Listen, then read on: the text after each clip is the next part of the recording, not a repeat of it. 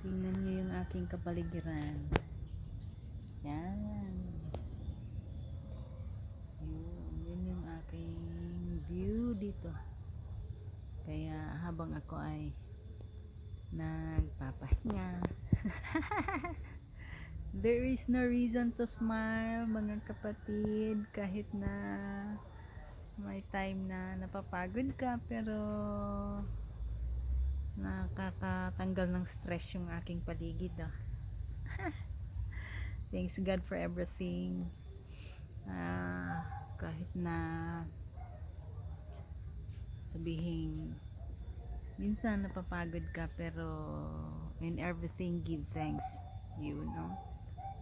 Ah, yun, napaka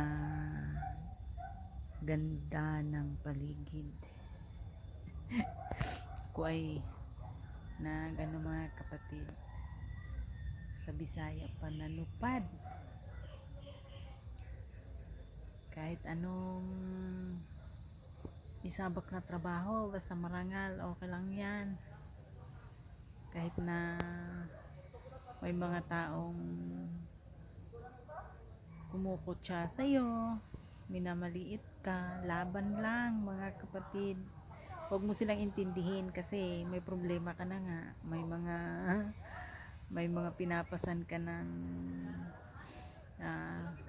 problema sa buhay. Intindihin mo pa ba yon? Prinsipyo ko kasi, pag ako yung pag-uusapan nyo, problema nyo na yan. Basta ang akin lang, wag nyo lang iparinig sa akin kasi baka makalimutan ko yung pasensya ko. Yun lang ang akin. Kung pag anuhan man ako, pag-usapan man ako, problema nyo na yun. Basta ako ay nagtatrabaho ng nagsisikap ako ng marangal sa pamilya ko. Yan. Tingnan nyo yung aking outfit for the day. Kaya thank you, kahit na dito nakakatanggal minsan ng stress. I know na may mga plano si God, but I'm still waiting and claiming His promise that He will never leave us nor forsake us, and He provide everything sa atin, lalo na ngayon.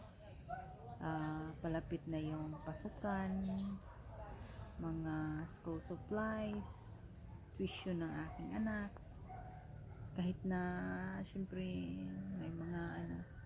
may mga hindi pagkakaunawaan, pero I believe na in the right time God will meet exactly what we need. Kaya thank you everyone.